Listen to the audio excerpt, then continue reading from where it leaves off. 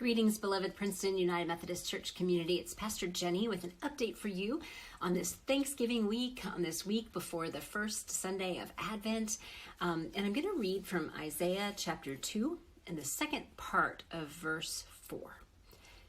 They shall beat their swords into plowshares and their spears into pruning hooks.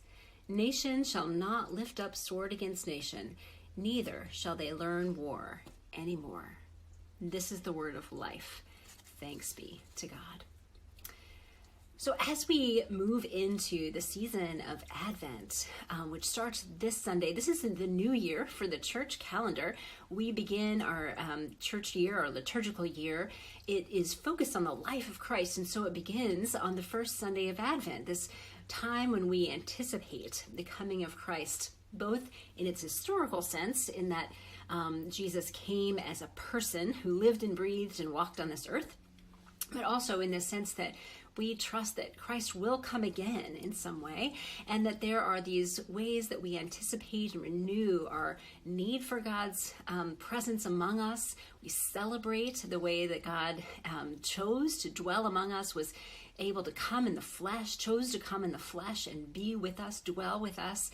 The incarnation is so much a part of what we practice, we celebrate, we talk about. It's such a core part of our Christian faith, and this is the time that we get ready for it. It's such a big thing that we need to get ready for it. So we begin Advent on November 27th, and this year we are talking about grace upon grace is our theme that comes from the first chapter of the Gospel of John. And it's this idea, we're talking about this idea of abundance, God's abundance. We're going to be looking all in the Old Testament at the Isaiah for each of our 4 weeks of Advent, and looking at these traditional Advent words, these Advent candle words, peace and hope and joy and love. But we're going to look at it through this lens of abundance. So abundance in itself is kind of tricky. It's a word that is a normal one, and it's not a very churchy word in a lot of ways. In fact, we may not talk about it enough in some ways in the church. But I also know that there are lots of streams of spirituality out in the world that talk about abundance, and but have a bent that has a lot to do with prosperity or material goods, or this sort of a wish fulfillment in that sense of abundance. And that's not what we're talking about here. We're not talking about prosperity or wish fulfillment, or even ourselves being at the center of any of the things that we're talking about abundance. We're talking about God's abundance, and how there is, it's closely tied, I think, to a sense of hope and this expansive way that God is bigger, is more generous, is more capable, is more ever present, is more with us, is more ready to pour out grace, is already pouring out grace upon us in ways that are usually bigger than we often think about, than we are tuned into, than we are. It also has to do with this sense of enoughness. So at one level, enough and abundance aren't quite the same, right? But in that way, same way we talk about how we are enough because God is enough, that's a kind of abundance statement. This certainty, this trust, this choosing to live with this truth that in God there is enough. There is enough love, there's enough space, there's enough welcome, there's enough love, and even material things when we share. It's not just that God rains them down from the sky, usually, that I say that because of like the manna in the wilderness. There was sort of a way that it did, but even in that sense, there wasn't enough to hoard. There wasn't enough, there was enough for everyone to have what they needed, if everybody shared, if everyone took what they needed and no more. So abundance is not just an overflowing of riches or wealth. It's the sense that there is plenty, there is enough. And if we can tune our lives, tune ourselves, tune us each with each other in community, then we can experience this grace upon grace upon grace that just pours, that just overflows in ways that are sometimes really hard for us to tune into in our world. And again, has a lot less to do with material things mostly than it does things like peace and hope and joy and love.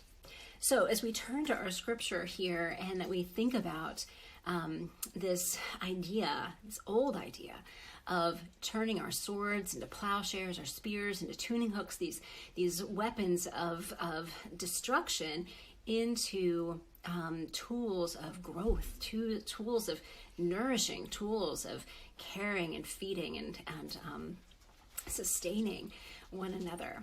What does that look like? And I wonder in this moment, because, again, this idea has been around for so long, and yet we find ourselves in a world where war is being learned very much in our world, and war is very much present in our world today. And some of that has to do with armies and artillery and weapons of mass destruction and all sorts of those kinds of things. But there are also other kinds of wars that maybe feel even a little more close to home for some of us. And so I wonder about this idea of peaceful abundance. I wonder what the Prince of Peace, anticipating, sharing our need, knowing our need for the Prince of Peace might stir up in you today. What is your need? What is our need? What is our very micro local need for the Prince of Peace? And then what does that look like getting bigger and bigger and bigger in the world? How might we put words or images to our longing for the Prince of Peace? How might we find these moments where we do have this sense that the Prince of Peace actually does and can bring peace into this world, into our hearts, into our families, our communities, our churches, our systems, all these things. I wonder, as we kind of feel both our need for the Prince of Peace and our the ways that it already does happen, even in small ways, how we might kind of hold those two things together. Our desire and need and longing for peace, and the ways that we actually do feel and experience it, even in little bits in here and there in our lives. So that's the invitation, to hold these two things, the longing, desire, and need for the Prince of Peace to come, and these moments where we find that peace does exist. It is accessible, and maybe there's even more that we can find is accessible to us if we can start to work on focusing in that direction. So that's the invitation for you this week. I also know you're getting this the day before Thanksgiving, and I wish you a very, very happy Thanksgiving. I hope that it is full of peace and full of love and gratitude. It is a beautiful thing to get to celebrate and to focus on the thanks that we have for one another, for God, for all that God is giving to us. And I pray that your many blessings upon that. A couple of notes about other things going on in the life of the church. Directory photos are going to be happening this coming Sunday. If you have not, this is our electronic directory, our online directory. And so if you have not gotten your picture taken, or you want a new one, or any of those things, this is a good day for you to come to church in person and find Adiola, our photographer, that day. You will also be getting an Advent devotional. This is our December newsletter. It will be coming to you via email this weekend, but also in your USPS mail, our postal service mail as well. So look for that. It is full of all sorts of ways to look for, to tune in to that grace upon grace, that abundance sense during Advent. We are also participating in Giving Tuesday. Giving Tuesday, as you probably know, is that Tuesday after Thanksgiving. Lots and lots and lots of organizations participate in this, so you're probably getting all sorts of appeals.